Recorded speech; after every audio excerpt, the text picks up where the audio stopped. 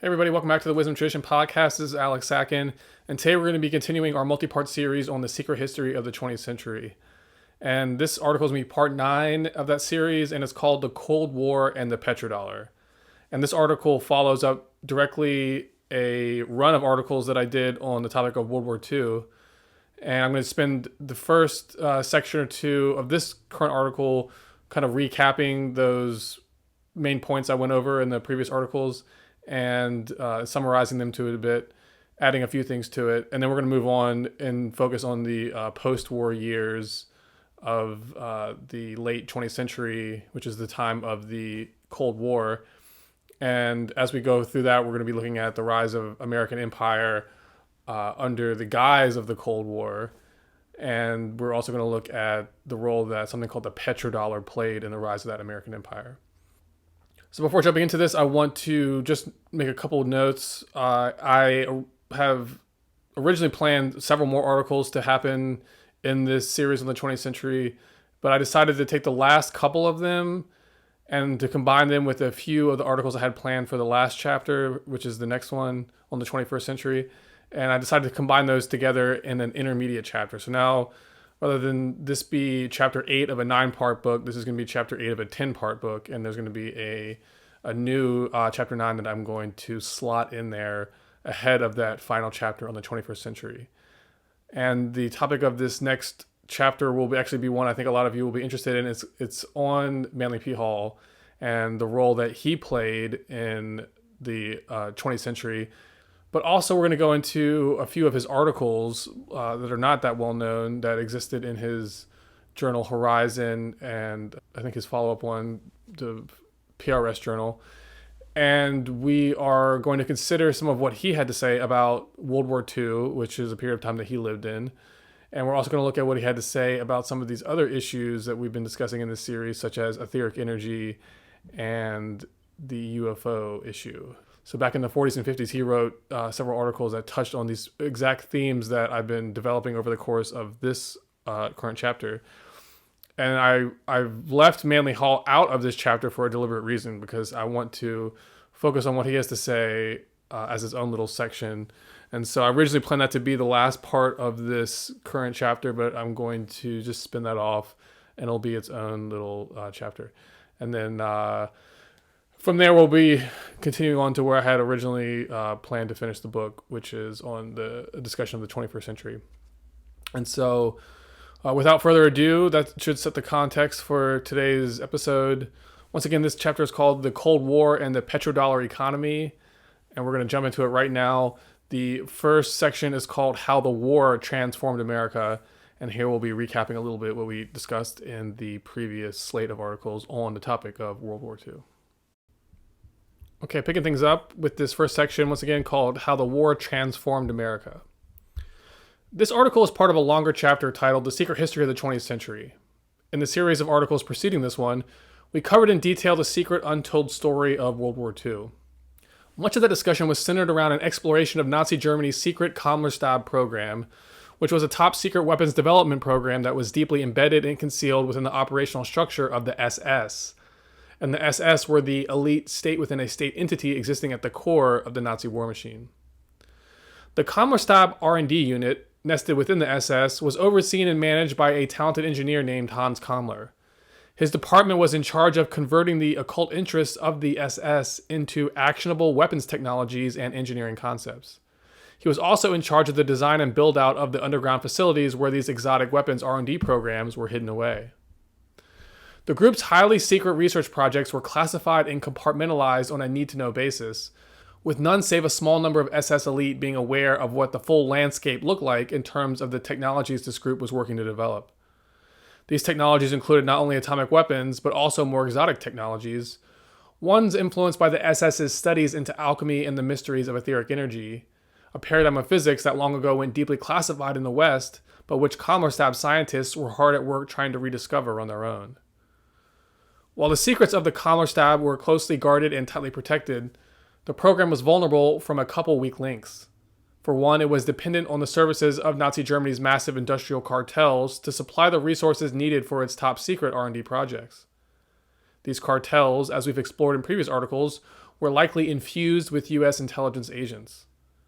The SS itself may have also been infiltrated.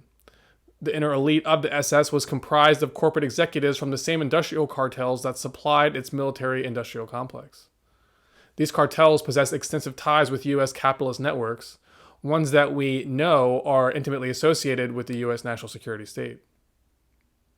Considering all these factors together, the picture that emerges is one where a very elite and mysterious core at the center of the American national security state had penetrated both the SS and its secret weapons R&D program being run by Hans Kammler.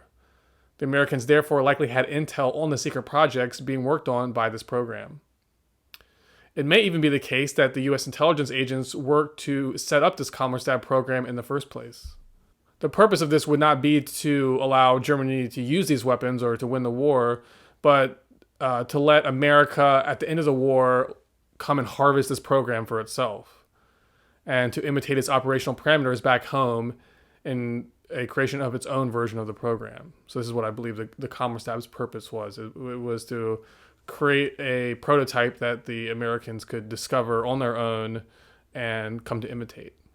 One thing is for certain, the Kammerstab definitely existed, and the U.S. had at least some foreknowledge of its existence before the war's end. Immediately after the war concluded, the Americans swooped in and vacuumed up all the core material the Kammerstab had been working on. They also worked methodically to import the program's scientists, technologies, and engineering concepts back into America, presumably to create their own domestic version of the program. It therefore appears that, in the months and years following the war, the Kammerstab's confiscated assets, along with thousands of captured SS operatives who had worked in this program, were secretly put to work in America in order to build out a domestic Kammerstab program back in the States.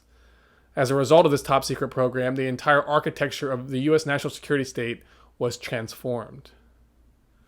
Just think about it. You're creating an entirely new entity within a national security state that hadn't, at least formally, previously existed.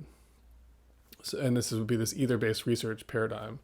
So as I've been theorizing, I think that this research paradigm did exist at a deeper level, at the level of secret societies, but these secret societies didn't want to give it directly to the Americans to imitate. Instead, they indirectly sort of set the stage for the Germans to begin a prototype of such a program, but to keep it on a certain level. And then the Americans, after the war, were allowed to discover this program, and then therefore they could adopt the program back home based on the German model. And meanwhile, this American secret society would remain hidden and concealed. That's my theory. So picking back up, this story is the true reason for the now well-known Operation Paperclip program, which involved the task of importing thousands of SS operatives into the US. And the question is, why did we do this? The cover story is that we needed them for our space program or perhaps our nuclear program. But the real reason is that they were put to work in order to facilitate the build-out of America's own Kammerstab program. In the process, the U.S. national security state came to imitate the Kammerstab's all-encompassing culture of secrecy and operational compartmentalization. Key features of the original German prototype that the U.S. would in time come to imitate include operational compartmentalization, black budget financing, the use of hidden underground research facilities, the use of public-private partnerships, and the pursuit of ether-based paradigms of science and technology. In short, America's domestic Kammerstab program would pick up where its German forebears left off. Using the Kammerstab's knowledge base as its foundation, the American program's goal was to develop its own arsenal of exotic weapons technologies, ones built off the work initially established by Kammler's top-secret R&D unit. Let's note again that the post-war U.S. program began by picking up where the German one had previously left off. This implies something important. As we recall from earlier articles in this chapter, there's evidence that the U.S. already had a deeply secret ether-based technology R&D program back home. But the U.S. national security state was not quote-unquote read into this program. Rather, this older program seems to have been managed at the level of secret societies. The mission for this pre-existing secret society was to find a way to inspire the U.S. military to adopt its own secret ether-based research program, but to do so in such a way that it wouldn't learn of the existence of the already present and already advanced program being run by American-based secret societies. The events of World War II allowed this situation to come about. The U.S. harvested the Kammerstab, and this inspired them to build out their own ether R&D program. In the meantime, they remained unaware of the fact that a more advanced program was already existing within the country and being run by an unknown secret society. What this means is that there are actually two secret either technology R&D programs presently existing in America. One less advanced official program that picked up where the German Commerstadt program left off, and another that is far in advance of it and under the control of secret societies. This in turn implies two levels to the U.S. national security state, an upper level that interfaces with this secret society, and a lower level derived from the German program. It is this lower level that interfaces with the official institutions of the national security state and with the global empire it is running through American banks, corporations, and intelligence agencies. As we discover, it is this lower program that has been given the responsibility for becoming the secret planning body of the U.S. national security state and the instruments of world empire that it controls. The higher program, meanwhile, remains concealed from all but a few initiates in the lower program. In other words, the higher program acts upon the lower, and the lower program in turn acts upon the world. This polarized structure is the entity that I call the hidden hand. It has higher and lower levels, with the lower level remaining ignorant of the secrets that the higher level possesses. The lower level is imperfect and is being guided upward toward the fulfillment of an archetype that the higher level specifies and embodies. So the higher level sets the agenda, the lower level is tasked with carrying it out to the best of its ability, knowing only what it is allowed to know. Over time, as the lower level grows in experience, it comes to know more and gets better at doing its job. And in this way, it gradually molds itself into the archetype that the unseen higher level already possesses and demonstrates. So this is just classic Platonic thinking here, Platonic philosophy. I think this theory is the only way to explain why the events of World War II played out the way they did. I also think it's the only way to explain why the Cold War followed it so quickly, and why from 1945 on we see the meteoric rise of, at the same time, the U.S. national security state, U.S. intelligence agencies, the military-industrial complex, the power of U.S. corporations and banks, and the rapid spread around the world of the U.S. military. As we'll be covering in this article, the Cold War, which kicked off almost immediately after the Second World War concluded, was a completely engineered conflict from the start. It served as a giant psyop that fulfilled many functions, chief of them being to justify the build-out of a secret weapons empire within the U.S. national security state. Another critical function it served was to legitimate the breakneck spread of U.S. empire around the world. These ends were the needs of the hidden hand, on both its higher and lower levels. The Cold War served as a means to an end to achieve them. From the outset, the U.S. empire has been guided and steered by this hidden hand. This means it has been programmed from the start to build out the architecture for what will one day become a formalized system of world government. This was the end goal the hidden hand absolutely needed, were it to ever reveal itself and the ether-based paradigm of science and technology it has been developing in secret. It's important to understand this because it tells you what the future holds for us today. As the paradigm of American empire that has been built up since World War II continuously unravels, what will happen is not the collapse of world order into a contentious multipolar state, but rather the emergence of a formal structure of world government. The world nation is coming. And what we've actually been covering this whole time in this series on the secret history of the 20th century is the story of its gestation. And that's the end of that section. So once again, that was called How the War Transformed America. And now we're going to jump into the next one, which is called America's Fight with the Shadow Revisited. And here we're going to be picking back up on themes that we've been discussing back since our article series on America called America Land of the Feathered Serpent, which had 2 different chapters with this title. So we're going to be going back into this idea of the manifestation of the collective shadow and the idea that America has a secret destiny, which is to build out world civilization, and that these two coincide during this period of the rise of American empire. So that's the theme we'll be exploring. Okay, America's Fight with the Shadow Revisited. It is tempting to look at the above theory and conclude that this hidden hand is an evil or at least callous agent of influence in the world. After all, a tremendous amount of suffering has taken place on Earth during the 20th and 21st centuries, and how could a hidden hand have allowed that to happen if it really was a benevolent entity? That's a fair question, but I think we have to consider a few philosophical points before we rush to judgment on the matter. To begin with, the hidden hand's mandates are to maintain secrecy while gradually working to mold the lower castes of society into the contours of what will one day become a world civilization. It is not so easy to maintain the former, meaning secrecy, while accomplishing the latter, which is world empire. Because of the need for secrecy, this hidden hand couldn't reveal itself and direct things in a top-down authoritarian manner. Instead, it had to use a variety of instruments and tools to accomplish its goals. These instruments include the capitalist oligarchy, the imperialist military, corrupt politicians and bureaucrats, greedy corporations, and the ignorant public. All had to play a role in building out the contours of world civilization, but each had to do so without knowing what they were doing, why they were doing it, or who it was guiding them to do it. Put simply, in attempting to accomplish its greater alchemical work of transforming human society into an integrated global pattern, one where wars would no longer be tolerated, the hidden hand had to perform its alchemy using the imperfect base elements it was given. For example, regarding the hidden hand's use of the oligarchy, we note that for many centuries prior, a long-growing movement toward oligarchy and empire had already been building within the structure of Western society. This is a fact that the hidden hand had to accept and try to work with. It couldn't abolish this oligarchy as it held deep roots that stretched across multiple continents. In other words, oligarchy represents a state of mind that has become deeply ingrained within the human psyche over a long period of time. It can't easily be abolished. So not being able to simply wish it away, the hidden hand would have had to find a way to secretly work with this oligarchy, quietly manipulating it and guiding it into the fulfillment of certain key tasks that were necessary to the hidden hand's long-term agenda. Maintaining secrecy means maintaining a certain level of distance. The actors you're guiding can't know they're being guided. They therefore have to be given some freedom of movement, including the freedom to make their own mistakes. This means that a lot of collateral damage is bound to take place.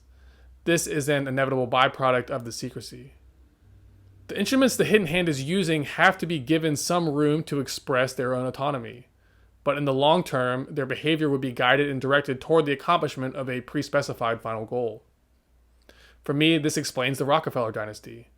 It has worked steadily toward world government, something the hidden hand needs, but it has done so in a power-hungry, elitist, and self-aggrandizing way, a situation that the hidden hand must tolerate. These behaviors have to be tolerated because if the hidden hand would come forward in order to censure them, then it would reveal its own presence and disrupt the stability of the world order it is attempting to quietly maneuver into place. Once the hidden hand's final end goal is accomplished, then and only then can it come forward to restore justice and enforce accountability. But until then, as long as lower instruments like the oligarchy have a role to play, they will continue to be allowed to persist as a parasite upon collective society. So I would say that this oligarchy is a manifestation of a collective karma or a shadow. And it's no mistake that it's manifesting, because the way that the oligarchy manifests, what its values are, what it seeks to do and accomplish, those things are all very symbolic of a type of shadow complex coming forth. So that's kind of what I'm getting at here. As we discover from examples like this, there is a steep price to secrecy. It creates the condition for the shadow to reveal itself and flourish. The shadow grows where there is a lack of light. By keeping society in a state of controlled ignorance, individuals and groups located in various sectors and levels of society inevitably begin to project and act out various shadow complexes within themselves. The darkness they are kept in facilitates this process. In this way, secrecy necessitates ignorance, which in turn sets the stage for the shadow to emerge. Within different peoples and groups, these shadow tendencies are expressed in a variety of ways and on both individual and collective scales. Within different peoples and groups, these shadow tendencies are expressed in a variety of ways on both individual and collective scales. The oligarchy in particular is especially prone to possession by it. In a way, the system of extractive capitalism they rule over serves as one great collective expression of a shadow complex. In philosophical terms, we can also say the shadow comes forth as an inevitable consequence of karma.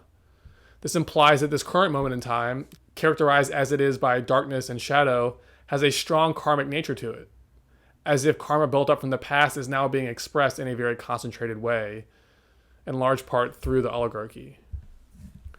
Given the current moment in time we are in, as human civilization sits on the threshold of integrating together as a world nation, perhaps it is not surprising that this is the case.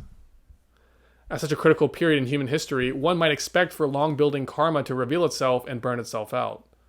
Before birth into a new age can take place, a certain amount of baggage built up from the past must be extinguished. It cannot be allowed to be carried forward into the new age. Perhaps this extinguishing phase is what we are collectively experiencing now. Only once we have gone through it, burning out accumulated past karma as a result, can the great death rebirth ritual of social regeneration continue to proceed. In the end, the rebirth of civilization will come, and the alchemical transmutation of human society will be achieved. But until then, things will be challenging. The pressure brought about by this alchemical transmutation process is intense. It creates a pressure-filled and karma-rich environment that all human beings incarnating into Earth during this time have to confront and experience. This environment is perfectly designed to bring out the shadow elements we hold within ourselves. For those existing on Earth today, something within the soul seems to be calling them to come into birth during this time. This is an opportunity to express, confront, and overcome karma. Likely, this is what your soul wants you to experience during this life. The major karmic pressures we are experiencing today set the stage for a rebirth to take place. This playing out on both the individual and collective levels. As we confront and overcome our karma, which is what the shadow embodies, we liberate ourselves from that karma and prepare ourselves to take a forward step toward a new phase of our evolutionary existence. Here we come to discover that the, quote, fight with the shadow exists only as a necessary intermediate stage within a longer evolutionary process.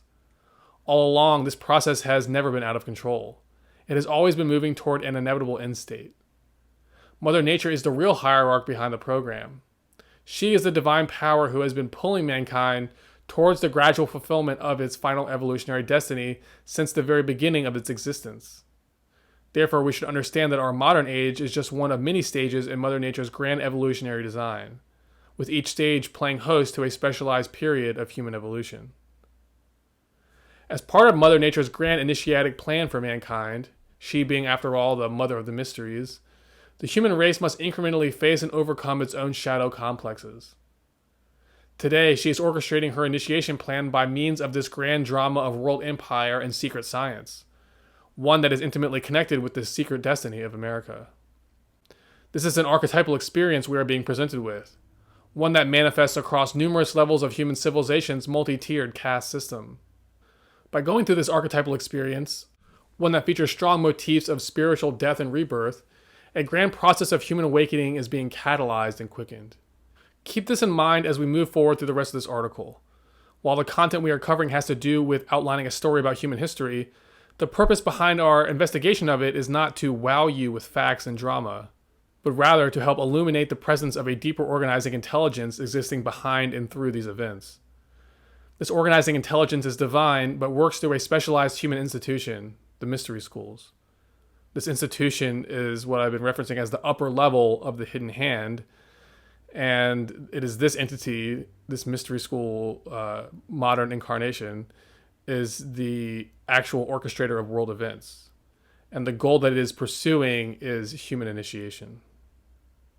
So with this context now established, I want to pick up on our coverage of 20th century history by now investigating the story of the rise of America's empire in the post-war decades. The fate of America is heavily tied with the fate of the world. Therefore, there is a strong archetypal motion playing out behind the story of America's rise to power during the 20th century. One of these archetypes has to do with the future of civilization. America has taken on the mission of bringing about world civilization and world government. Another has to do with the future of science. America has taken on the role of monopolizing the technological secrets of etheric energy. And another archetypal motif has to do with the manifestation of the shadow. America's dual mandate of secrecy and empire has created the condition for its empire to become the breeding ground for shadow complexes of all types to emerge and fester. As a first step in pursuing this line of analysis, I want to return our attention to the Rockefeller dynasty, a family who has already received considerable attention in this chapter. As we go further into their story and the role they played in helping set the stage for American empire, we find all three archetypal motifs coming into play: globalism, secrecy, and shadow. These are archetypal characteristics of the age, and the Rockefellers' connections to them suggest that they hold a heavy karmic tie to mankind's evolutionary processes during this current phase of human history. In many ways, the Rockefellers are strongly associated with the looming presence of the shadow, as it has manifested within the structure of American empire.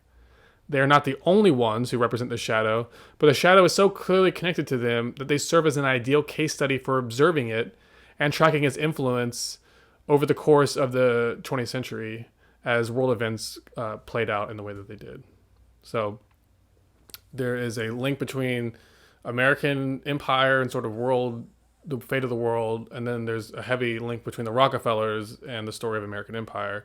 So it implies that there's an intertwined sort of system of karma being played out here, and that the Rockefeller family are sort of agents of karma. They are like the manifestations of a type of negative karma. Or in other words, they're like a grand collective shadow projection. Like the things that they were involved with is very closely tied to these archetypal motifs that have to do with the shadow.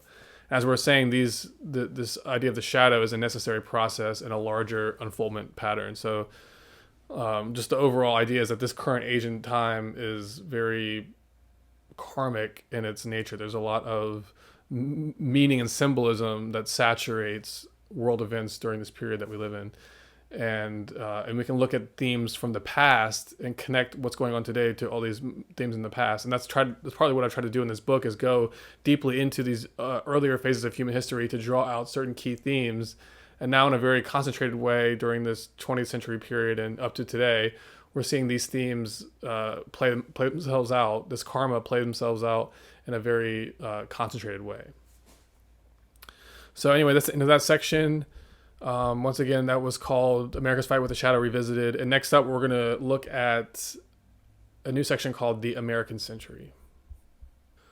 Our next section is called the American Century.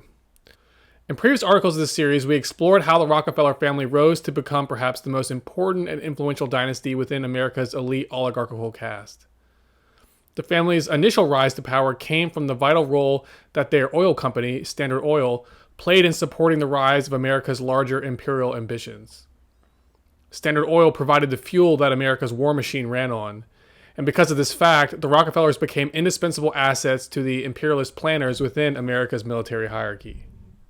In this way, the Rockefellers' corporate empire grew to become an indispensable and inseparable extension of the U.S. military-industrial complex. Within its vast structure, no firm line divided where public agencies left off and private corporations began. The two worked inseparably together as one, and the Rockefellers were one of the key players existing at the center of this system. Again, I'm talking about the military-industrial complex here.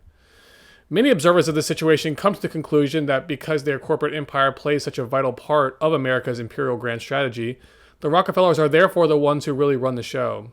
But I see it differently.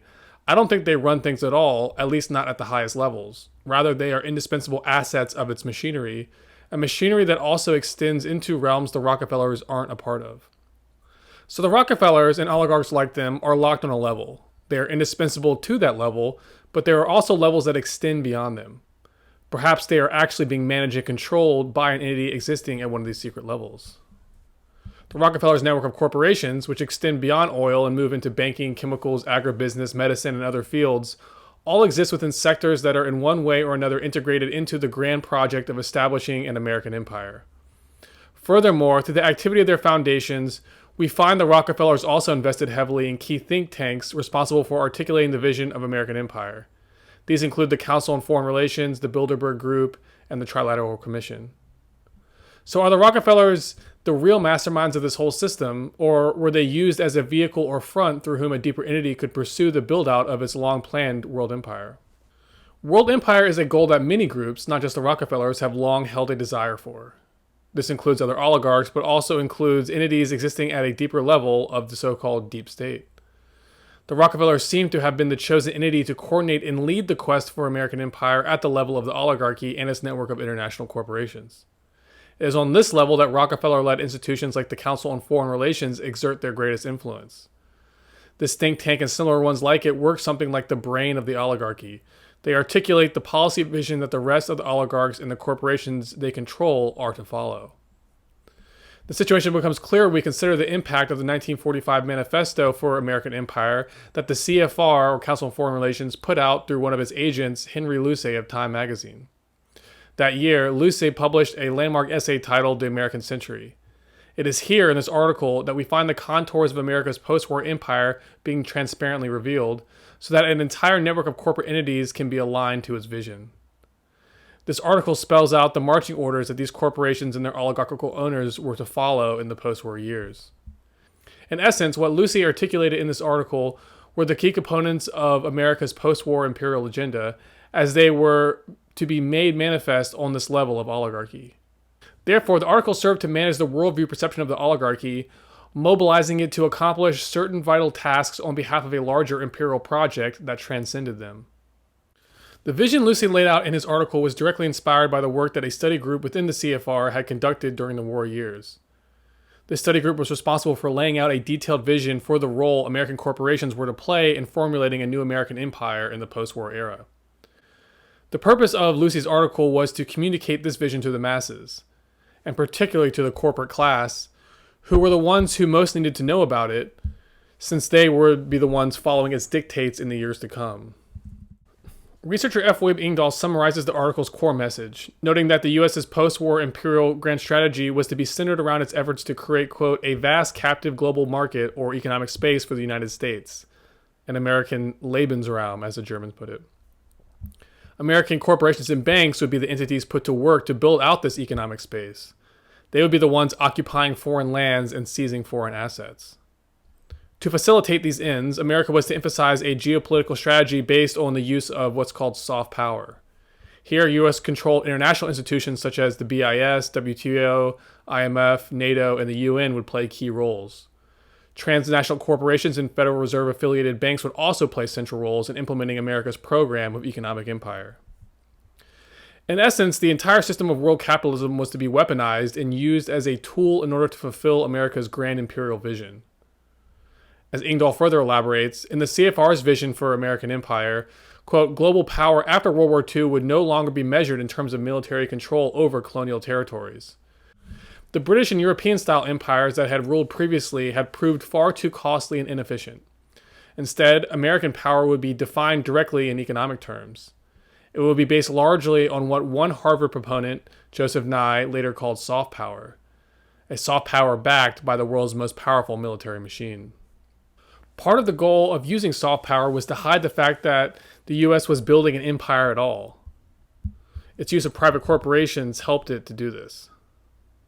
As Ingdahl further explains, America was to be an empire in much the same way that Great Britain had been an empire after 1815, but with one significant difference. America's economic imperialism would disguise itself under the rhetorical cover of spreading free enterprise and supporting national self-determination and democracy. The term empire was to be scrupulously avoided. But despite this branding, the world order America would work to establish was every bit an empire, albeit a less visible one. Its main instrument of power projection was its corporations and banks.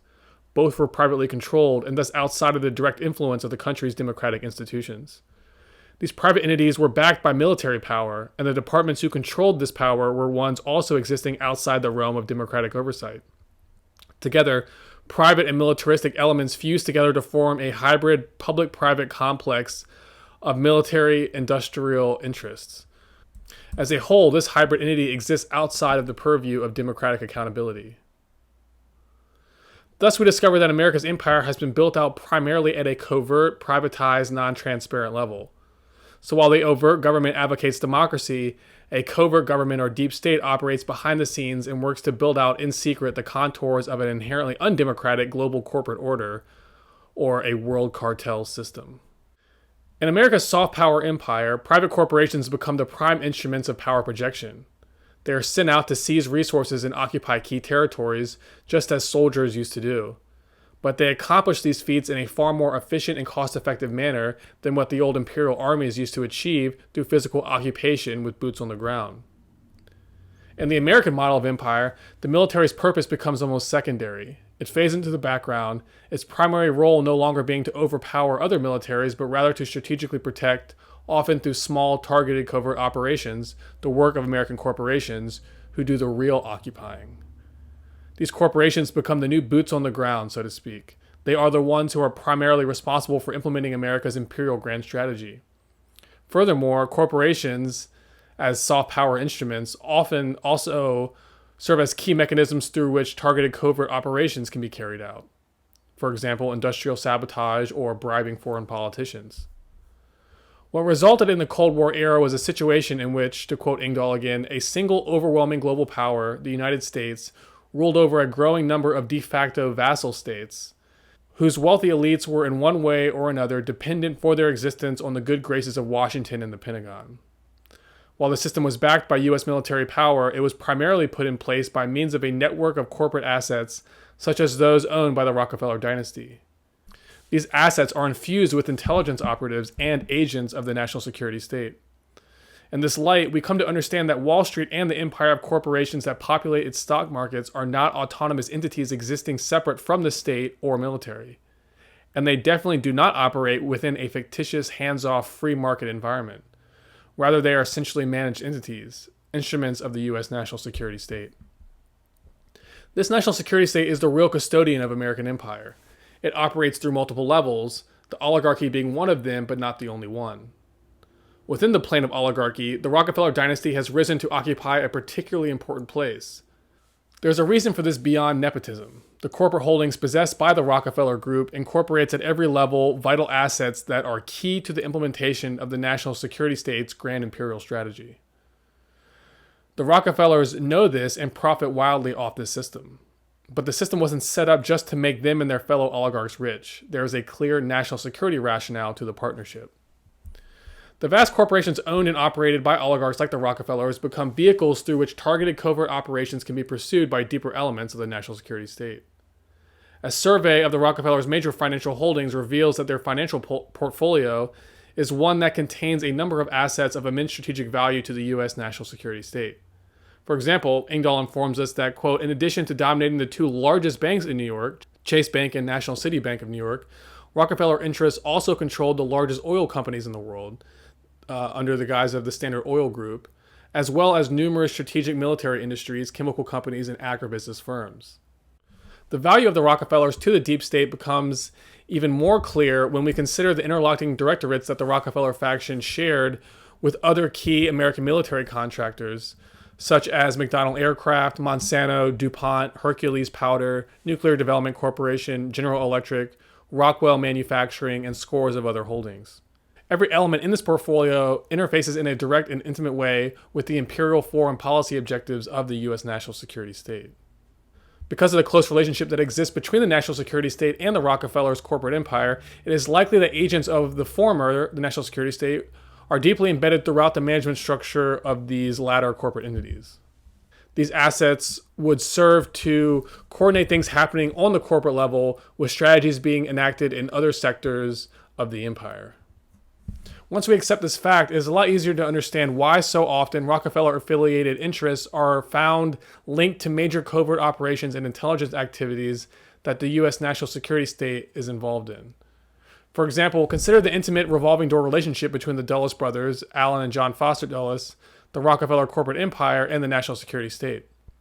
As Engdahl informs us, the two most influential figures in the Eisenhower administration during the onset of the Cold War in the 1950s were the brothers Dulles. Alan Dulles headed the CIA, and John Foster Dulles was Secretary of State. Before occupying these positions, both brothers built their careers within the Rockefeller empire. More specifically, they were lawyers in the law firm Sullivan and Cromwell that serviced the Rockefeller faction's most important corporate holdings, including Standard Oil. Also during this period, we note that one of the Rockefeller descendants, actually many of the Rockefeller descendants were also affiliated, like many times formally and directly with U.S. national security state institutions. So they weren't just owners of these corporations, but they actively, were involved with groups like the CFR, but also with other lots of other important groups. And for example, Nelson Rockefeller, which is one of the Rockefeller brothers, he was named in 1954 as Eisenhower's special assistant on Cold War strategy. In this role, he was responsible to the president for oversight of CIA covert operations and for the development of various strategic policy positions. So clearly, the Rockefellers and the network of corporations and banks they owned were important assets of the U.S. national security state throughout the 20th century. They were assets of it, they did not control it. Nor is it likely they would have possessed or been granted full access to the full spectrum of knowledge about what other programs and levels that existed within this giant national security state structure. Certainly, there were various other levels and tiers of the national security state that would have been hidden and compartmentalized away from what the Rockefellers and their peers within the CFR would have had access to. In other words, the Rockefellers and oligarchs like them were major players, but only on their own level, and they were locked on that level. Their worldview perception was being managed, this being done in such a way as to enable them to operate effectively within a certain plane of activity, but not to enable them to stray outside the lines or give them any attempt or means or desire to cross over into and influence other realms. It's better and safer to keep their activities compartmentalized and locked on a certain level, and to do the same with other actors operating on other levels. Each level can know only what it needs to know to complete its necessary task. No further information need be communicated. One level of the deep state that the Rockefeller faction was almost certainly not aware of is that involving the existence of an American Commerstab-style R&D program. This entity would be the prized possession of the U.S. national security state. Knowledge of its existence would be kept on a strictly need-to-know basis. To play their role in operating the corporate and financial structure of American empire, would oligarchs like the Rockefellers need to know about this hidden inner secret? I don't think so. In fact, I think it would make them a liability were they to find out about it. To read the Rockefellers or their associates like the Dulles brothers into any of the deeper mysteries going on behind the scenes of the level they operate on would be unnecessary and potentially dangerous, as it might risk the stability of the overall system.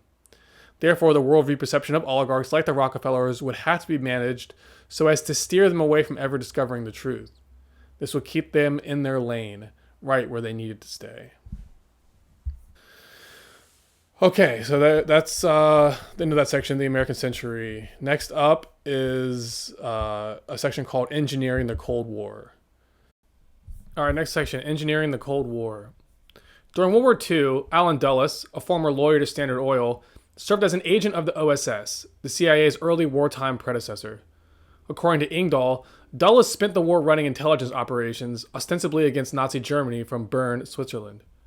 In his role as a U.S. intelligence agent, it's hard to know just how much Dulles knew of the most secret of the wartime's weapons projects SS General Hans Kammler was operating within an extensive network of underground bases during the war.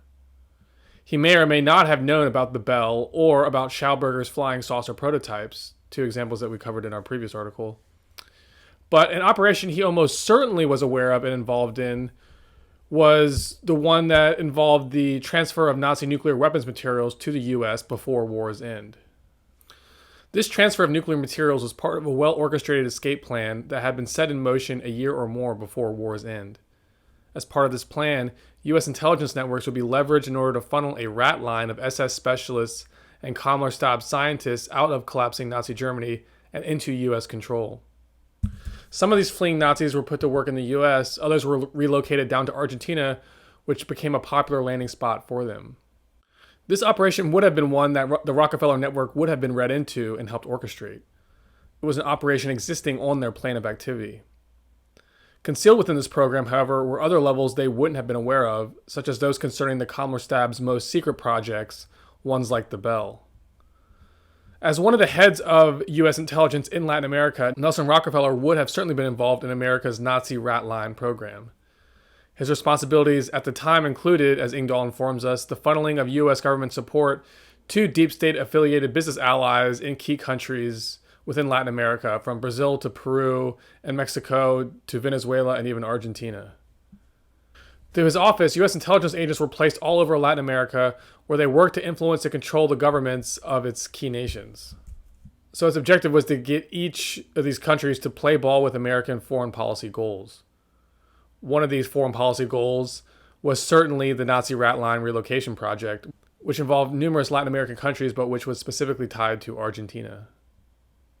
In addition to their likely involvement in this Nazi relocation program, during this period, the Rockefeller faction, and Allen Dulles in particular, would have also been involved with another key operation being conducted by the U.S. military intelligence agencies. This involved the recruitment of Chief Nazi Intelligence Officer Reinhard Gehlen into the service of the U.S. intelligence agencies.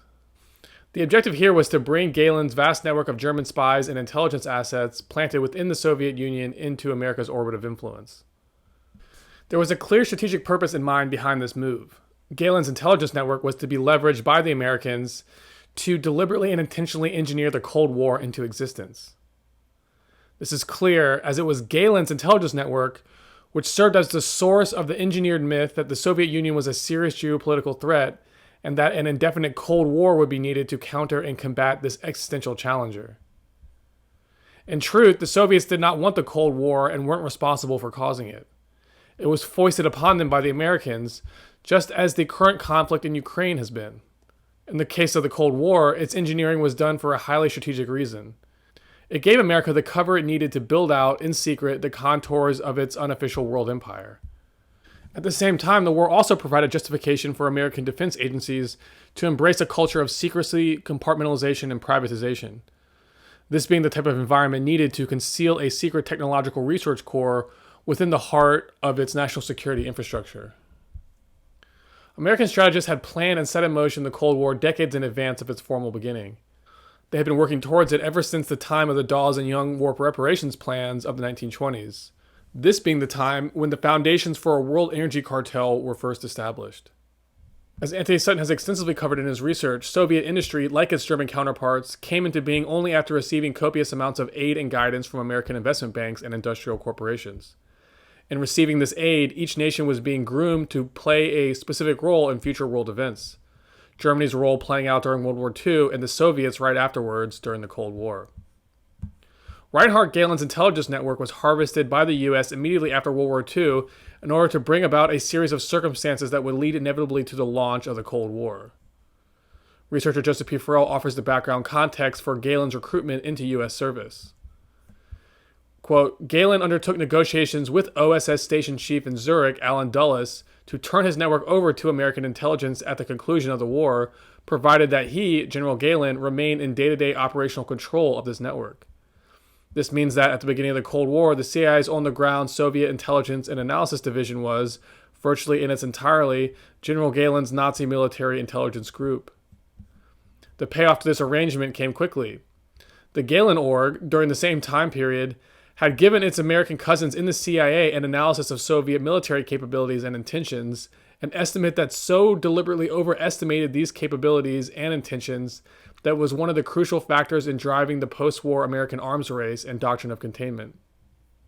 In short, Galen's intentional overestimation of Soviet military capabilities and intentions played no small part in the spread and enduring intensity of the early Cold War. Galen's intelligence reports were taken by U.S. military strategists and further dramatized and amplified, the intention being to further overstate the Soviet Union's military capabilities and imperial ambitions. As F. William Engdahl explains, the purpose of this fear-mongering was clear. It was to justify a never-ending national security state that maintains a network of bases around the world. This was the point. The service that Galen provided for U.S. military intelligence, who needed the Cold War to justify both the continuous build-out of their military-industrial complex under a condition of absolute secrecy and the spread of American empire around the world in a covert soft power fashion. Clearly, different sectors and levels within the American deep state had their own reasons for wanting to bring about this never-ending war. At the deepest levels, it was needed in order to covertly establish within the U.S. a domestic Kommerstab program. At the same time, at the more overt levels, the Cold War was needed to justify the build-out of a global American empire. The American oligarchy, encompassing bankers, corporate heads, and think tank strategists working within entities like the Council on Foreign Relations, were the ones put in charge of this latter project, the build-out of American empire. It was on this level that the Galen's intelligence reports were fed into and sold. Here, Rockefeller-affiliated strategists like George Kennan packaged and sold these concepts, this war, as part of a doctrine of Soviet containment. This doctrine argued that the spread of American empire around the world was necessary and justified on the grounds of the existential Soviet threat. Engdahl informs us that while Kennan was on one hand selling to the public and to Wall Street the idea that the Soviet containment policy was needed to preserve American national security, he was also among his peers within the national security state, quote, coldly honest and realistic about the true post-war goal of the U.S. elite. It was U.S. domination of the world. For example, in 1948, George F. Kennan wrote a confidential internal State Department memo. It outlined the post-war agenda of the U.S. power establishment very succinctly. Quote, we have about 50% of the world's wealth, but only 6.3% of its population. In this situation, we cannot fail to be the object of envy and resentment. Our real task in the coming period is therefore to devise a pattern of relationships which will permit us to maintain this position of disparity without positive detriment to our national security. To do so, we will have to dispense with all sentimentality and daydreaming, and our attention will have to be concentrated everywhere on our immediate national objectives. we need not deceive ourselves that we can afford today the luxury of altruism and world benefaction. This frank assessment tells us why the US power elite found it necessary to deliberately engineer the Cold War into being. They needed it to carry out the build-out of their secret post-war empire, one the American people would have no involvement in, or, for the most part, even an awareness of. What the Cold War really did was justify the build-out of a permanent war economy in America, one sold to the country as being necessary for it to successfully combat the Soviet threat. Through the rise of a permanent war economy, one the Cold War inspired, a vast military-industrial complex could then be built. And then within the vast, complex, highly secretive structure of the military-industrial complex, something else could be hidden. An extremely concealed secret scientific research and technology development unit, one dedicated to, like the Kammerstab before it, the exploration of an ether-based paradigm of physics. The concealed creation of this American Kammerstab was the real goal of the Cold War. The existential threat of a nuclear-armed Soviet Russia was merely cover for the project. Simply put, the decades-long ideological conflict between America and Russia was an entirely manufactured operation, one that was deemed vital and necessary to the US's long-term national security interests. It was deemed necessary to create because of what it justified and concealed: the creation of a permanent off-the-books Kammerstab program. Not only that, it also provided the impetus for the US to extend a global empire around the world, one whose all-encompassing dominance over the world would ensure that America, and America alone, remained in sole possession of the breakthrough technologies its domestic Kammerstab program was producing. Additionally, as a further benefit to the US's long-term grand strategy, the Cold War also served to justify a culture of absolute secrecy, operational compartmentalization, and black projects operations to become deeply ingrained within the culture of the American national security state, these each serving as critical components necessary for the maintenance of a domestic off-the-books Kammerstab-style program. Before moving on, let's consider another angle to the Cold War conflict, one that helps reinforce the idea that the whole operation was a managed affair. To manage such a conflict, the US would need to have intelligence agents deeply rooted within the Soviet Union who could influence the nature of its response to this conflict. Now, let's remember that the military-industrial complex of Soviet Russia was, from its outset, developed in coordination with US deep state interests. Anthony Sutton has a whole book about this.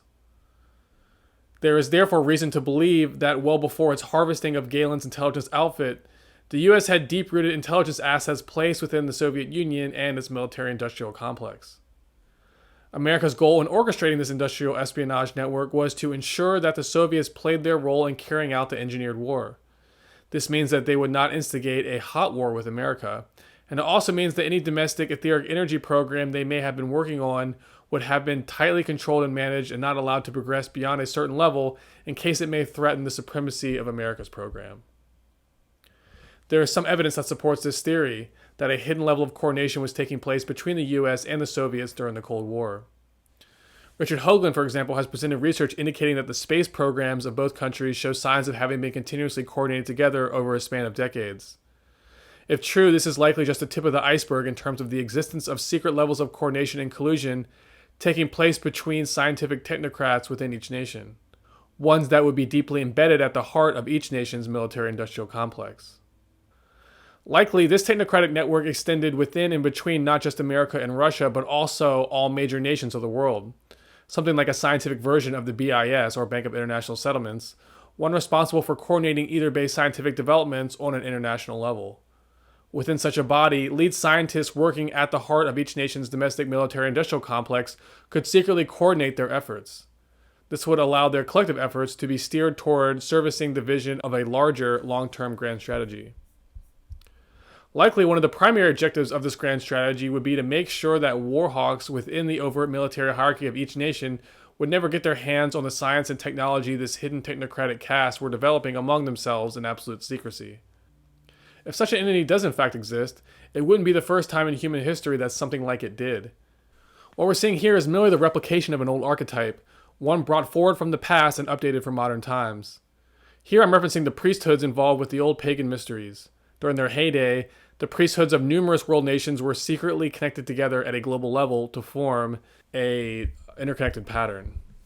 During ancient times, members of this esoteric order coordinated with each other across the world to keep the most prized esoteric knowledge they possessed away from the prying eyes of the uninitiated masses, including most of all the oligarchs and warlords who ruled over the people. Fast forwarding today, this archetype sounds quite familiar now, doesn't it? So that's kind of hinting at this idea that there's archetypal dynamics at play in the world. And this vast entity that I'm describing, this structure is following an archetype. So, having discussed something of the way the Templars were set up during the Middle Ages and describing some of the way in which the Rosicrucian order interfaced with the Freemasonic order during, the 17th and 18th centuries, we can appreciate the fact that this pattern wouldn't change today. It would just express itself in a new clothing, because that's how archetypes work. And so, what we're seeing today is a replication within the scientific age of this older pattern. So anyway, the next section is called dollar diplomacy. And now we're going to be moving deeper into the structure of this, the oligarchical level of this American empire that has been built out. All right, next section is called dollar diplomacy. As we covered earlier, and as F. William Engdahl re-explains again now, quote, the American century was to be an informal empire of dependent client states rather than occupied colonies. And this new paradigm of empire, one based on soft power principles, U.S. banks, corporations, intelligence networks, and covert operation teams were to be the primary instruments of U.S. power projection, not boots on the ground, as had been the case in previous eras of empire. The goal was to utilize this new corporate-based model of empire to convert the sovereign nations of Europe, Asia, the Middle East, South America, and Africa into vassal states under American control, with the American national security state dictating the core economic and political policies each of these nations would pursue. International institutions such as the UN, NATO, and the IMF became formal instruments of this soft power empire. For example, through NATO, the countries of Western Europe would become bound together under a security pact which made them all dependencies or vassals of American economic and military power. As America's vassals, they were forced to adhere to U.S. dictated policies and goals. In most cases, they were also required to allow the U.S. to operate military bases in their nations, these being necessary to ward off the quote-unquote Soviet threat. These same nations were also roped into signing various economic treaties with America, ones designed to open up their domestic economies and industrial systems to American influence and direction. By means of soft power tactics like this, the architecture of the American century gradually came into formation. Occasionally, hot wars would be integrated into the scheme in order to push events along, Korea and Vietnam being two prominent examples. The Korean War was a product of the U.S. national security state's need to sell its pre-planned Cold War initiative to the governments of the West. As Engdahl explains, quote, in late 1948, Washington announced plans for the creation of a new Atlantic military alliance with its Marshall Plan partners in return for permanent U.S. bases in Western European countries. Within months, the Korean War would galvanize NATO members to accept an active permanent military defense organization in Western Europe under the control of Washington, with headquarters in Brussels. This war would also have long-lasting repercussions back home in America, as it helped mobilize popular support for a permanent national security state in the U.S. The goal was the enormous expansion of military industry on a permanent basis. The Korean War served this goal perfectly. Between the beginning and end of the war, the U.S. defense budget soared 400%, rising from less than $13 billion at the start of the war to more than $60 billion by war's end in 1953. Thereafter, it would only increase, never going back down to pre-war levels. Alongside America's tactic of roping other nations into its orbit of influence through economic treaties and security pacts, U.S. imperial planners also implemented other key strategies designed to keep other nations compliant with America's dictates. Perhaps the most significant soft power strategy the Americans used was to maneuver their currency, the dollar, into becoming the centerpiece of the global financial system, a feat it accomplished as the world's reserve currency. By means of the dollar, which would flow out of the Federal Reserve and encircle the world with debt, America's extensive network of vassal colonies would be tethered inseparably to the American motherland and the powerful national security state that controlled it. America's economic and financial systems emerged from World War II in an incredibly powerful position. Meanwhile, those of its major rivals, Britain, Germany, and Russia, had been all but destroyed during the war. Furthermore, these nations were all heavily in debt to America, and the US used this to its advantage as it worked to enthrone its currency as the reserve currency of world trade. The post-war financial order that America put into place, called the Bretton Woods system, was built on a new modified version of the gold standard, one that featured the American dollar as the sole currency tethered to gold, which it was linked with at a fixed convertibility rate. Meanwhile, all other national currencies would be tethered not to gold but to the US dollar. And this way, American strategists were able to dictate the terms of world trade, as no major player involved in it was given freedom to operate independently of the American-led system. So you get that the dollar was linked to gold and everything else was linked to the dollar. And so the dollar was able to basically dictate, the terms of world trade from this dynamic.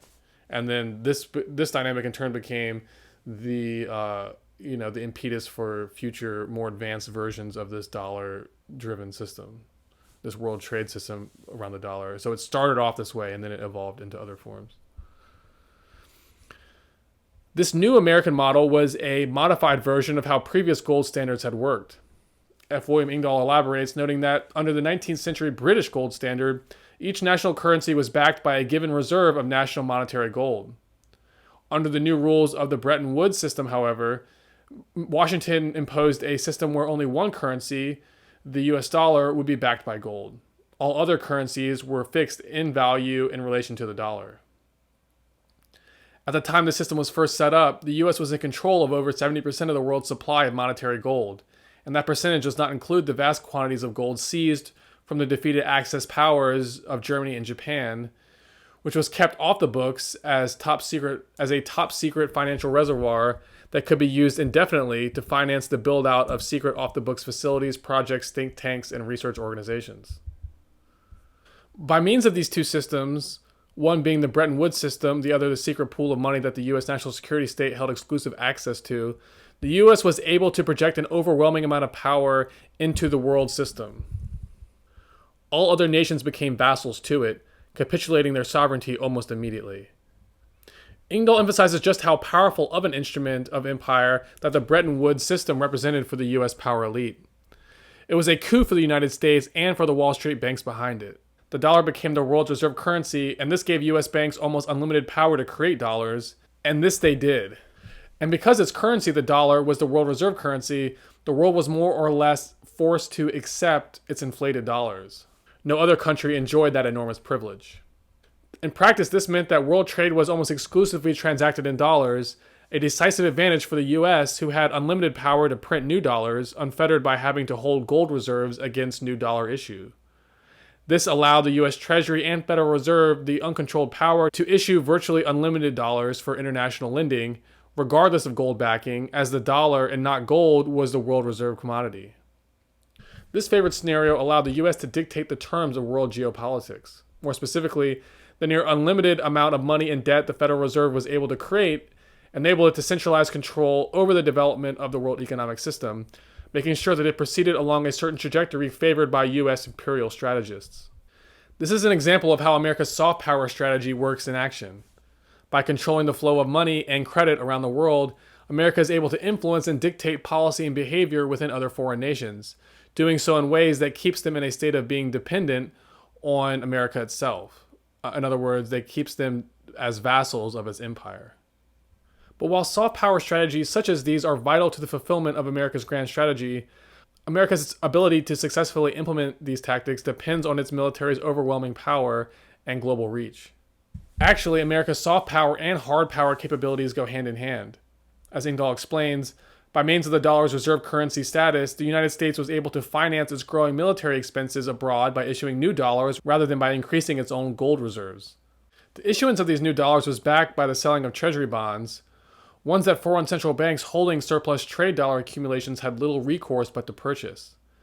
In effect, this meant that by purchasing these treasury bonds, foreign nations were themselves working to finance their own encirclement by the U.S. military. The U.S.'s network of military bases, Navy warships, and satellites ensures that the dollar-based financial order will perpetuate unchallenged indefinitely, at least until such time as its strategic planners decide to maneuver the system towards a new design. Likely, we are now seeing the onset of such a critical transition period, with CBDCs being the instrument chosen to replace the dollar as a centerpiece of a new global financial order. A further element is involved in institutionalizing America's economic empire into place beyond just coercion. As Timothy Mitchell explains, in practice, what sustained the value of the dollar was that countries had to use the American currency to purchase the essential materials that form the bulk of international trade, above all, oil. This is another key soft power tactic. Control what currency key world commodities are priced in. If they are priced in your currency, that means there will be a permanent demand for your currency on the world market. This allows you to control the parameters of world trade. Because commodities like oil are priced in dollars, there is an innate demand for dollars by all countries around the world. Once the dollars have been accumulated by foreign nations, they will be recycled back into the US either through the purchase of treasury bonds or into US corporations through the purchase of oil. By purchasing either, foreign nations are coerced into financing the continued expansion of the US empire, along with the banks and corporations who it operates through. Zooming out and considering the contours of the world order that emerged at the conclusion of World War II, we find the US swiftly and with great precision building out the contours of a global empire, using a combination of soft power and hard power tactics to bring it about.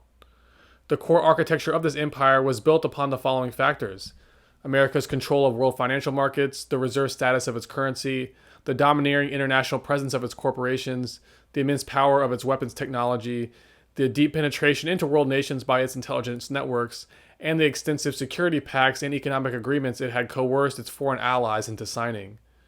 Through all these means and more, the US converted the world into a vast tributary for its centrally managed empire. The foundations of this world empire would stay in place for decades, remaining even up to present times. But over the decades, it would evolve and transform in important ways. One of the most significant developments would take place a couple decades into the project, when the dollar system shifted out of its gold standard phase and moved instead into a new paradigm based around the petrodollar. Here, the US dollar would release its tether to gold and hitch itself instead directly to oil, the world's most valuable commodity and one the US national security state held a near absolute monopoly over. The topic of the petrodollar is what we will now move into and explore further in the next section. Okay, that finishes that section. Once again, that was called dollar diplomacy. And now we're going to move into our next topic, which is called the petrodollar. All right, this next section is called, once again, the petrodollar. As we discussed above, the American-controlled financial and economic order built up after World War II was one premised around the US's grand strategy of encircling the world with its military bases, while coercing its nations to participate in a dollar-centered global financial system. This blatant imperial program was masked and hidden behind the overt structure of the Cold War and engineered conflict from the start. U.S. diplomats and intelligence agents took advantage of the cover the Cold War provided in order to coerce the leaders of foreign nations into adhering to various binding economic agreements and national security pacts, ones that put them in a state of permanent dependency on America. By means of these soft power tactics, the American national security state positioned itself to be able to re-engineer the domestic social orders and economies of foreign nations in lockstep fashion. One of the key social re-engineering policies the U.S. pursued during the Cold War era was to coerce the major nations of the world into restructuring their economies into an oil-dependent model of operation. Through this strategy, the U.S., holding monopoly control over the world oil trade, was able to deeply solidify its world empire into being. Now, to challenge the U.S. world order, a rival country would have to first find a way to maneuver itself off of oil. This would be all but impossible for any developed economy to do, particularly with U.S. missiles placed all around the world and U.S. intelligence agents infiltrating every major industry and country. Because the U.S. controlled the world oil trade, because oil was priced in dollars, and because the U.S. had covertly worked to make every country's economy dependent on oil, the U.S. had all but ensured that its global economic empire would continue indefinitely. By means of the petrodollar, every major power was now locked into the U.S. system for good. This meant that the world economy as a whole was now engineered around the primary goal of providing the American national security state and military-industrial complex with a perpetual flow of financial support. In other words, the whole world had been coerced into the task of financing the perpetual build-out of America's imperial agenda. To better understand the significance of the petrodollar system, let's go a bit deeper into the story of how U.S. strategists maneuvered this system into being in the first place. It was a project that took decades of preparation. Seemingly, it had been planned for and worked towards for a long period of time in advance. As we know, in the post-war era, America held a near absolute monopoly over the global oil trade, not just in terms of its economics, but also its geopolitics. This latter factor is important as there are a lot of elements that go into establishing monopoly control over this resource, particularly since the primary region where it is produced, the Middle East, is a foreign territory located far from home. Having initially won its monopoly position in the oil trade through a mix of hard and soft power tactics, the US needed to find a way to maintain its control over this industry while also working to create a situation where the commodity it was controlling would be in incessant demand. The first need, control, was achieved through a mix of oil wars, diplomatic tactics, puppet regimes, and covert operations. The second, ensuring demand, was accomplished by America mandating its vassal colonies to re-engineer their economies into following an oil-dependent growth model. Through financial mechanisms like the World Bank and the IMF, and through political mechanisms like the UN and NATO, the US was able to covertly coerce all major foreign nations into following this economic re-engineering program. As a consequence, the domestic economies of each nation in the world was converted to an oil-based operational model. As part of this re-engineering initiative, the US subsidized the build-out of roads and highways around the world. They also subsidized the creation of domestic automobile manufacturing industries in different nations. World markets were further opened up to US agribusiness corporations who began utilizing a petroleum-based industrial approach to agriculture. Other petroleum-based industries were also promoted. In short, the whole world economy was to be shifted to an oil-dependent model, this being done under the logic of US national security. None of this had to do with human well-being or prosperity. Rather, America's quest to obtain full spectrum dominance control over the world geopolitical system was the only goal. And the Cold War provided the perfect cover for America to achieve this goal, and to do so without the vast majority of people realizing this was the case. This re-engineering initiative was targeted not only at the economies of foreign nations, but also at America's own domestic economy as well. The whole world was to move in lockstep fashion into the new petroleum age. As Engdahl further explains, within the United States after the war, the Rockefeller Standard Oil Group and their deep state contacts set about to completely transform the domestic U.S. economy inside and out. Step by step, a concerted alliance between the Detroit automakers and Rockefeller oil companies created a huge new domestic market for oil and petroleum. En masse, Americans left their trains for cars, and at the same time, post-war real estate developers built large shopping malls and new suburbs far from rail connections and far from jobs. In this petroleum era, railroads themselves would henceforth be used predominantly for freight and not for passengers. This was ensured by a conspiracy of interests. Engdahl elaborates, informing us that a stealthy alliance between the world's largest car maker, GM, and Standard Oil, along with tire maker Firestone, destroyed the competition of the efficient electric municipal streetcar. By the end of the 1940s, GM had bought and scrapped over 100 municipal electric transit systems in 45 cities and put gas-burning GM buses on the streets in their place. By 1955, almost 90% of the electric streetcar lines in the United States had been ripped out or otherwise eliminated. What remained to complete the conversion of the United States to the age of oil was the systematic destruction of long-distance passenger and freight railways across the vast continent to make way for a national grid of highways carrying far less energy-efficient and more accident-prone truck and passenger car traffic. Air travel was also to move in as a final death blow to the train. The whole industry was heavily subsidized from the outset, from the construction of airports to the founding of new airlines. The jets being promoted were, of course, large consumers of petroleum. As should be clear, the economic order built around the petrodollar was a major component of America's grand strategy to control and direct the fate of the world geopolitical system. In addition to the benefits already discussed, there were also others as well, ones which only further served to help advance America's imperial strategic interests. For one, the age of the petrodollar helped break the back of any momentum labor unions and populist democratic movements had gained back during the heyday of coal. As we explored in an earlier article called The Industrial Age and the Politics of Energy, the economic infrastructure of the coal economy was one that was vulnerable to strikes, protests, and organized democratic claims.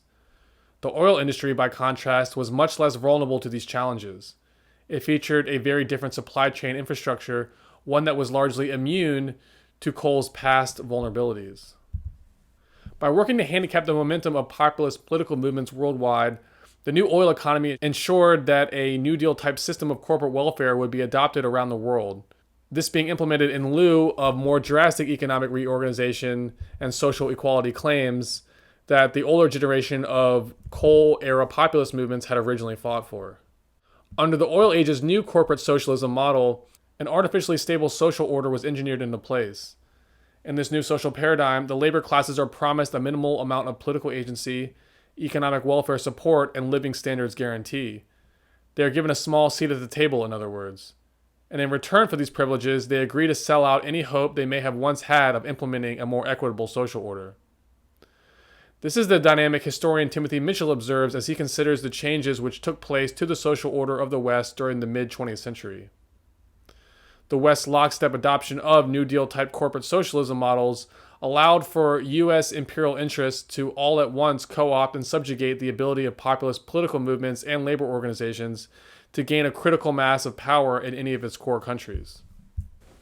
In this manner, the hope for a new age, one where industrial capitalism and democratic politics would productively combine, was destroyed. Instead of the idealistic vision of industrial democracy, which foresaw the possibility of an educated workforce participating in the management of enterprise and earning a share in its profits, the nations of the world got something else: industrial management. The industrial management paradigm forced on the world was one that shared more in common with the feudal order of medieval Europe than anything resembling a democratic way of life. In the industrial management approach, improvements in pay and terms of employment would now depend on workers accepting speed-ups, closer supervision, the elimination of jobs, and increased physical exhaustion, rather than any more radical redistribution of the nation's wealth. That's from Engdahl. Taylorism and other strategies of so-called scientific management were also developed and used, ones which treated the labor force as largely expendable human resources, quote unquote, rather than as dignified citizens of a democratic state. This situation was almost the exact opposite of what was originally hoped for by social advocates during the 19th century, when coal was still dominant and effective democratic campaigns, populist uprisings, and workers' rights movements were still possible. But in the new age of oil, these possibilities were blocked off and the ideals and hopes associated with them were dismantled.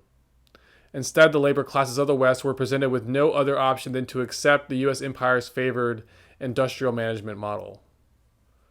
To prevent a critical threshold of strikes, protests, and labor uprisings from ever gaining enough steam to take place, this economic model was backed by a corporate socialism infrastructure, one that provided just enough economic support to those in need to forestall riots breaking out in the streets. This is the sad situation that was forced upon the labor classes of the world.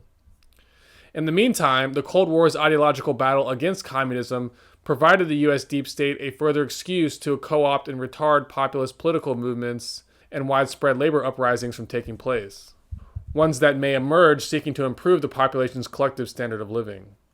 Movements like these were branded communist and shut down. These movements could not be allowed to gain momentum, as any movement away from the U.S. empire's chosen petrodollar model was seen as an imminent threat to American national security. So let's pause and consider the absurdity of the situation. The United States, in its quest for empire, came to see democracy itself as an enemy, viewing its practice either at home or abroad as a threat to the preservation of its own national security. So the world's power fighting to make the world safe for democracy, quote unquote, was actually existentially opposed to democracy's actual practice. Isn't that ironic? As a replacement for democratic governance, the grand strategists behind U.S. empire formulated an alternative paradigm, one based on scientific dictatorship by a central technocratic elite who would rule over and manage collective society through a process called regulatory governance. In this new model of governance, the seat of social power is moved away from formally acknowledged democratic institutions, its traditional residence, and is instead moved into the hands of a permanent cast of technocrats who together run the social order as a committee of scientific dictators. Through the central governing technocratic body, the legal and regulatory framework of society is centrally planned and implemented. This framework then informs the regulations which govern and control actions and behaviors within other sectors of society. In this model, society becomes managed as one vast bureaucratic superstructure. This approach to regulatory governance is ideal for the task of centrally managing and directing a global economic order centered around the existence of a world cartel system. Given that the US deep state has been working to establish this type of world cartel system since the early decades of the 20th century, it is clear that the world order America put into place after World War II was one that was pre-planned and deliberately maneuvered into existence over the course of numerous decades. This type of in-depth, long-term planning suggests the presence of a hidden hand, a central planning and decision-making authority, one nested somewhere deep within the opaque structure of the US national security state. It is impossible to know what exactly this hidden hand looks like, as its presence is deliberately concealed behind numerous levels of security, compartmentalization, and obfuscation. But it definitely exists, and we can infer a few things about its attributes. For one, its existence recedes back in time to at least the turn of the century, if not before. This is back when the world cartel system first began to be set up. It is also the period when the ether paradigm of physics begins to be written out of public awareness. This hidden hand would also possess an advanced understanding of human psychology, sociology, and world geopolitics. It also likely possesses advanced knowledge about certain occult mysteries like alchemy and astrology, these being necessary for the successful large-scale transmutation of human society, which appears to be its ultimate goal. So that's another factor about it. Its ultimate goal is the transformation of human society. Okay, that's the end of that section. Once again, that was called the Petrodollar. And now we have one more section left, and this is continuing this analysis of this post-war American empire, this world order, and it also continues this analysis of the petrodollar. So this next section is called the fossil fuel psyop. So stay tuned for that. All right, last section, the fossil fuel psyop. A deeper look into the inner workings of the petrodollar economy, maneuvered into place by U.S. imperialists at the beginning of the Cold War, provides a valuable case study to test out the hidden hand theory we've been developing. Essentially, this theory states that a secret central organizing body and planning group, i.e. a hidden hand, exists at the heart of the U.S. national security state, where it has quietly worked to orchestrate a series of transformations to the world social order. This hidden hand reveals itself behind the many intertwined elements and events that came together to bring about the age of petroleum and its corresponding petrodollar economy. These events could not have come about by accident, nor could they have occurred without a multi-decade-long planning process. A central, albeit hidden, planning and coordinating body had to be behind it. There's no other way it could have been engineered into existence, considering all that went into building and supporting it. In other words, somewhere deep within the American national security state was and is nested a central technocratic planning and coordination agency, one that works in a careful and deliberate manner over the course of decades to systematically propel the world system along a certain pre-specified developmental pathway. The post-war petrodollar economy was one stage of this pathway, with other stages existing both before and after it. Together, these form a long-term pathway of evolutionary progression for world society to follow along too. Clearly, what we are experiencing now with the Great Reset is the transition of the world system out from one stage of this developmental pathway and into a new, more advanced one along this continuum. This next stage being the next forward leap in the species' long-term evolutionary growth sequence. The hidden hand is the entity responsible for driving the world system from one phase to another within this continuum. We begin to perceive its presence when we consider all the intricate elements that came together across time and space to make the post-war petrodollar system possible. The most obvious players in this game were the American oil corporations and the banks and intelligence agencies they were closely affiliated with. Let's start with the corporations. Ever since the end of World War I, American oil corporations, led by the national security state-affiliated Rockefeller dynasty, held a near total monopoly on the world oil industry. As Ingdahl further details, at the conclusion of World War II, 7 companies, nicknamed the Seven Sisters, controlled the majority of the oil-producing areas outside the United States and all foreign refineries.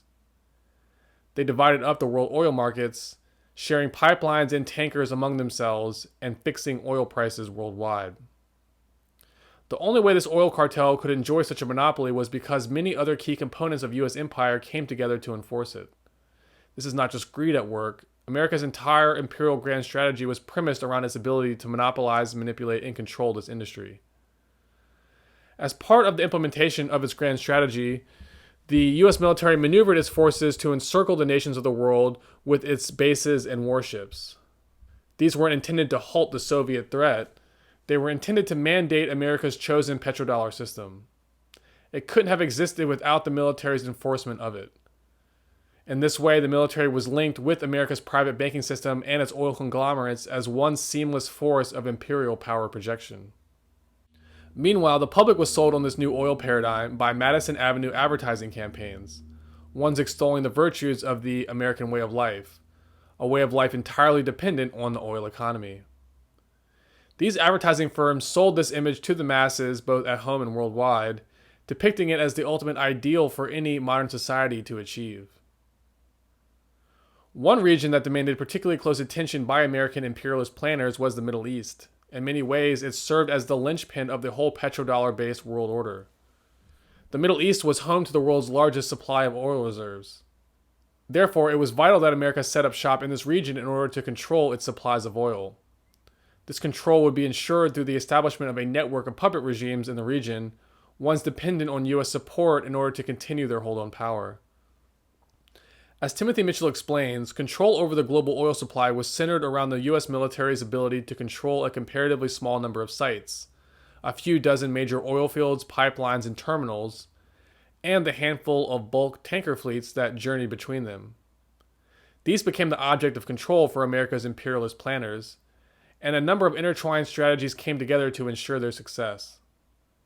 Ever since the military modernization efforts of World War I, when Western nations converted en masse to a petroleum-fueled warfare model, American intelligence agents and corporate interests have been present in the Middle East, manipulating its politics, corrupting its culture, dictating its economic policies, and controlling the development of its oil industry. Over time, the U.S. created the OPEC cartel as its chosen puppet regime to manage oil resources flowing out of the region. At U.S. insistence, this cartel made sure that its oil supplies were priced in dollars on the world market. Middle East oil was also refined by U.S. corporations, transported by U.S.-owned pipelines and tankers across sea lanes and territories policed by U.S. military bases and Navy warships. At every level, the Middle East oil industry was being run as a vassal colony of the American empire.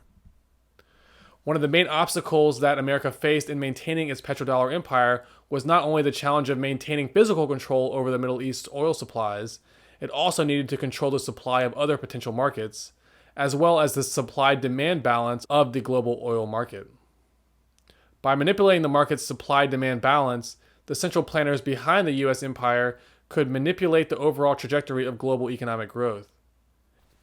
In this way, the supply-demand balance of the oil trade could be linked into the financial system's capacity to engineer boom-bust cycles within the world economy through its debt lending policies. During boom cycles, debt would be cheap and oil demand would remain high, while during bust cycles, oil demand would fall and debt would be made expensive.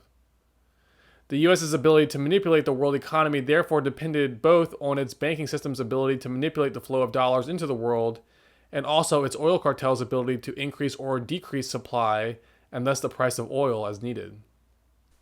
To maintain this system, one that allowed its planners to centrally control the direction of the world economy, the U.S. had to preserve dictatorial control over the political systems of the major oil-producing nations, thereby ensuring that their oil industries won't be nationalized and that America's oil cartels will remain in control over their supplies. This explains why dictators and religious autocrats have been propped up and supported by the U.S. over the years in major oil-producing countries. They are ubiquitous because they are easy to control. If they act out, a coup or assassination can be ordered, and a new tyrant installed who will play ball with U.S. imperial interests. But there is also another aspect of the oil economy that America would also be required to gain control over should it continue to maintain its petrodollar empire. This one is widely overlooked. It involves the challenge of gaining monopoly control over scientific knowledge about what oil is, where it comes from, how it is produced within the earth, and where the locations of its major deposits are. By monopolizing this information, the American oil cartel and the national security interests behind it are able to ensure their ability to control the supply-demand equation of the world oil market. In his book Myths, Lies, and Oil Wars, Engdahl describes how a conspiracy between the U.S. oil cartels and various deep state interests came about in order to conceal certain vital scientific truths about oil's true origin and the natural geological processes involved in formulating it. In his book Myths, Lies, and Oil Wars, Ingdahl describes how a conspiracy between the U.S. oil cartels and various deep state interests came about in order to conceal certain vital scientific truths about oil's true origin and the natural geological processes involved in its creation. As it turns out, coal, oil, and natural gas are not created from the decomposed remains of old decayed plants and animals. Just imagine all the trillions of barrels of oil that have been produced and sold over the past century. Do you really think it's possible for this staggering quantity to have been produced from the decomposed remains of prehistoric plants and animals? The fossil fuel theory of oil is ludicrous and has been sold to us from day one as a modern myth intended to conceal a deeper truth, that oil is actually a renewable resource created from natural geological processes taking place deep within the earth, ones that gradually flow outward toward the surface, continuously replenishing oil wells in the process. For this scientific truth to come out, it would destroy the myth that oil is an inherently non-renewable and therefore scarce resource. This can't happen because it threatens the stability of America's petrodollar empire. The oil price would plummet if countries around the world knew that their oil supplies would gradually replenish, and that other major reserves also existed beyond those concentrated in the Middle East. Because of the implications of what would happen should this scientific knowledge ever come out, this whole paradigm of thinking has been hidden away and concealed, with the myth of fossil fuels sold to the public and to academic scientists as a replacement. In his book, Ingdahl outlines several key elements of the true yet classified science of oil's natural generation process, a process which continually takes place within the earth. This science is undoubtedly known and understood by an inner technocratic elite within the U.S. national security state, but it is concealed and classified. Consequently, Ingdahl had to turn to a non-Western source to obtain his knowledge about it, this being a team of Russian and Ukrainian research scientists who had unexpectedly come to an independent rediscovery of this truth. The fact that this science has never been brought out and used by Russia to challenge America's hostile petrodollar order implies that, during the Cold War, a secretive level of coordination and collusion was taking place between elite sectors of both nations' national security states. In any case, the research scientists Ingdahl discovered, perhaps not being aware they weren't supposed to question the official fossil fuel narrative, began peering into the geological processes involved with oil's creation and came to the firm conclusion that oil and gas are not generated by decayed biological remains, so-called fossil origin, but have a non-biological origin. They are abiotic or abiogenic. In other words, oil is created from natural geological processes taking place in the earth. Ingdahl explains that these processes originate not near the surface, as conventional fossil fuel theory assumes, but rather at great depth in the earth, some 200 kilometers deep. In his book, he quotes Ukrainian scientific researcher V.I. Sozansky, who further describes the processes involved with oil's natural geological generation. Quote, hydrocarbon compounds of natural petroleum are generated spontaneously only at the very high pressures found in the deep crust or upper mantle of the earth. Natural petroleum is a primordial abiotic fluid which has penetrated the upper parts of the crust from great depth, usually along deep faults.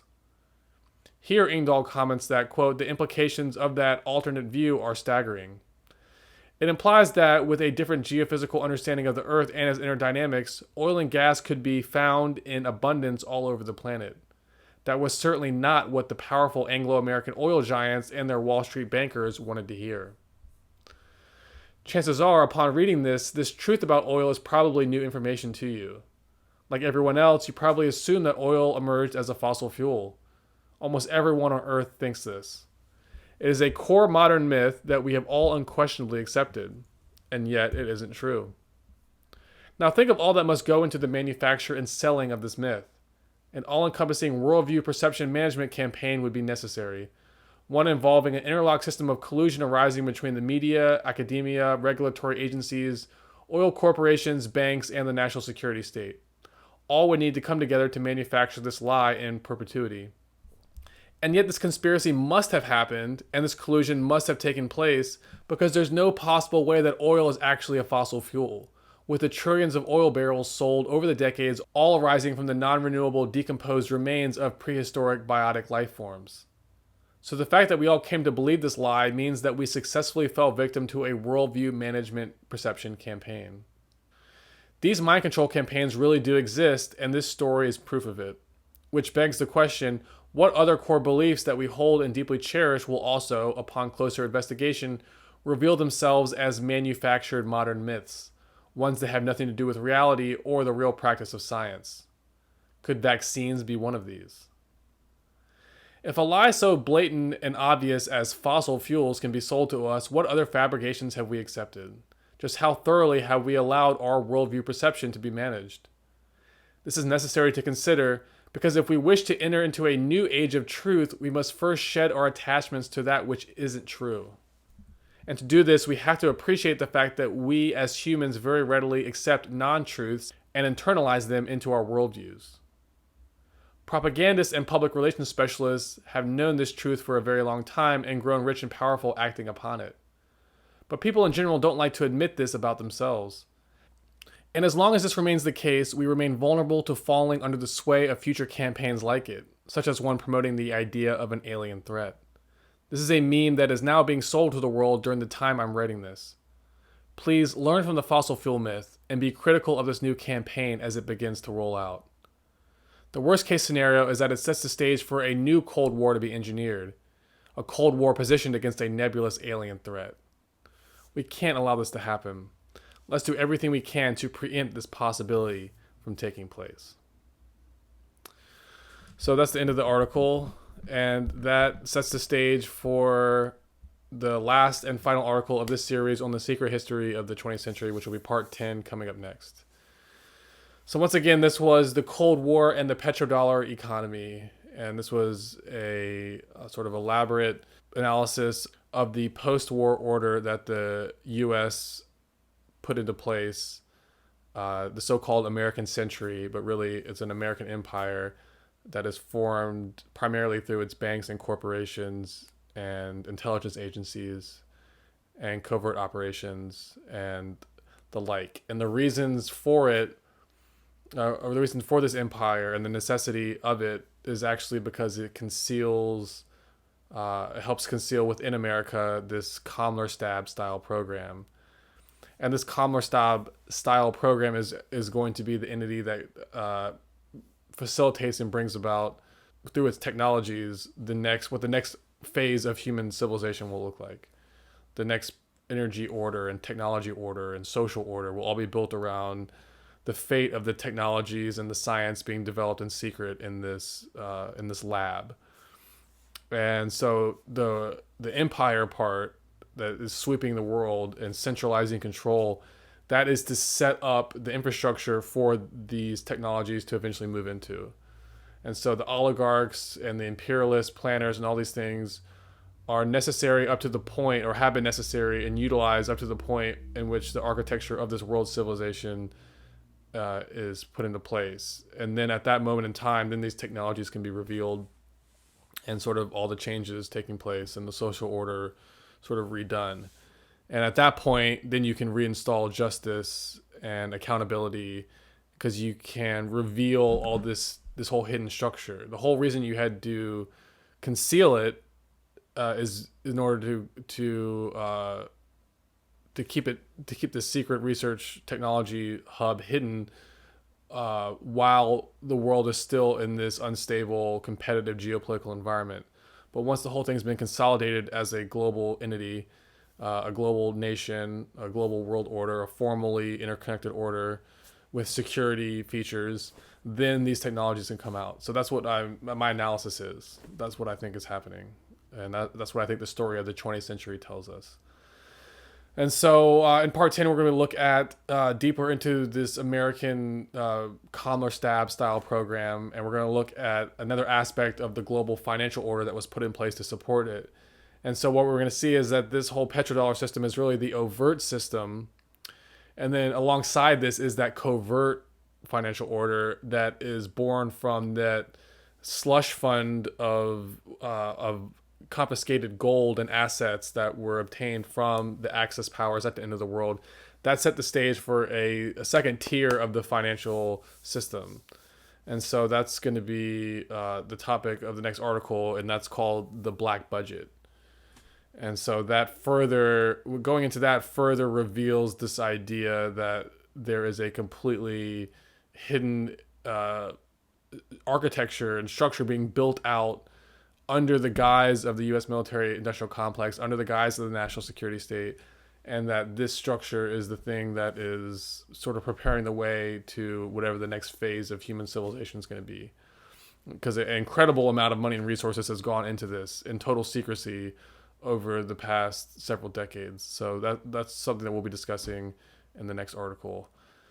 And that'll finish off this 20th century, and then we'll move on from there. So thank you, everybody who listened through to the episode, and this is a long one, but we're covering a lot of ground. There's a lot that went on that was important in the 20th century, and just think of this all as a diagnosis, a comprehensive diagnosis of the problem, and that sets the stage to an eventual sort of articulation of a solution or a path forward, and that's what I hope to get into in the last chapter. So until then, this has been Alex Sakin. This is the Wisdom Tradition Podcast. Thank you, and God bless.